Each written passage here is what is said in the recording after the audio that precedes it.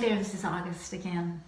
So, we talked about libidinal energies and how those disruptions have been going on for a really long time. And now we're going to talk a little bit about, as a child, those things may have happened, but how to move forward as an adult.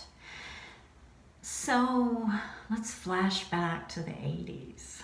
That's when I was in my 20s. And I had no idea by the time I was 19 or 20 that anything had happened to me. I experienced date rape. I believe I was 18 and a half. And I coped with that in a way that I think helped shut everything else off until later it was actually helpful, believe it or not. But what happened was something called episodic amnesia occurred in my brain. So the brain literally, to protect you, I mean, it's a good mechanism, especially if you're living 1,000 years ago and you can't run around, feeling these feelings from ages ago because you're going to deal with what's in front of you. We still need to do that. And it's been really hard for me to do that, so I can imagine why this has stayed so shunted off into the shadows for so long. People just can't deal with it. But it's really impacting a lot of people. And what, I believe it's the NIH, I have these statistics written down in an essay I wrote, but 1 in 3 is what most people in the mental health profession will tell you are affected by sexual abuse as children. That's girls, 1 in 5 boys. A lot of men I've known have also had stories that they apparently hadn't told anybody until we got together and I told them what was going on with me. I had to, because it affects my close relationships. And then they started talking. And that's happened many times. So I think it might be more than that with men, but there's even more of a stigma, if you can imagine, for men to talk about it. So the remembering for me happened in a very strange way, a one of a kind. I was out in the Mojave. I took a trip. We left before dawn, my yoga instructor and I was, I believe, 21, 22. And we got to the Mojave Desert. I'd never been there before. We walked out on the cold sand after we ate some cereal with carrot juice. I'd never had that either, but it was really good. Instead of milk, carrot juice in your cereal. And then we went out to the boulders, and this was in my early 20s, and I was just really bold myself. And so I don't know who initiated it, but I took my clothes off, and so did he. He was just, so now he seems like an old man. He was probably my age that I am now, which, depending on your age, you may see me as really old. But I saw him as really old and not a threat.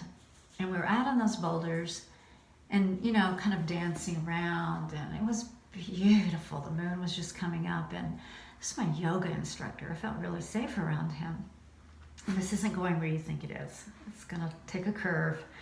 But at one point, he told me to lay down on the boulder. I thought, okay.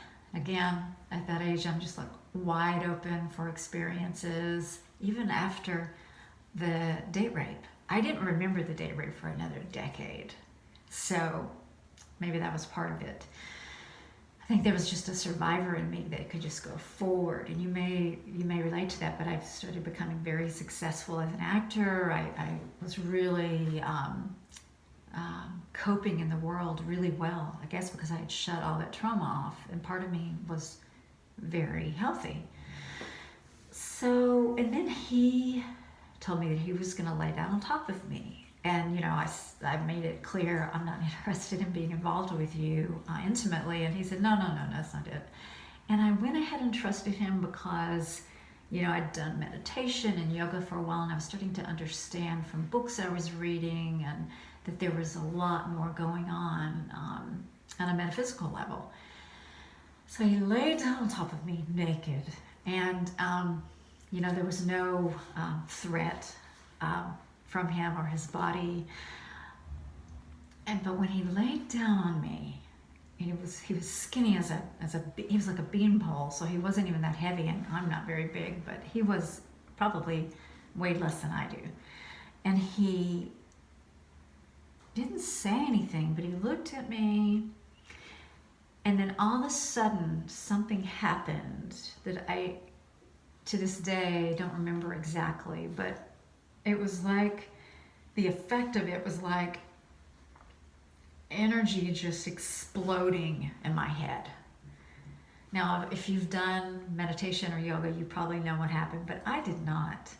All I know is I started screaming. I opened my mouth and nothing would come out, and then he saw this, I guess, and jumped up, and then I jumped up, and the scream just carried on forever, and I started feeling like I was going to leave the planet. It was scary. It was like my brain had just split open and my body no longer had a direction. So my body was really incapacitated. I didn't know what to do, but I was standing up. And all of a sudden, it was like an animal took over in my body, and I was that animal. And I started doing like movements like that animal, and then I started doing like yoga postures. And what was happening was that part of me took over, like my lower chakras, the lower energy centers. It was just keeping me on the planet, because part of me, I guess, had not quite remembered all of that trauma, but it showed me something in the sky. It was like I was hallucinating. There was something coming toward me from the sky, and there was a geometric shape in the sky, and there was a person. So what was happening was my energies, this energy that had rushed through me and was floating out of my head, out of my chakra, my seventh chakra, was anthropomorphizing this energy. My brain was using these shapes to tell me a story, and the story was horrifying. So I'm going to stop there, and we'll come back and we'll talk about what to do when, whatever you want to call it, flashbacks start happening, when episodic amnesia is no longer amnesia, and when your journey really begins for sexual healing.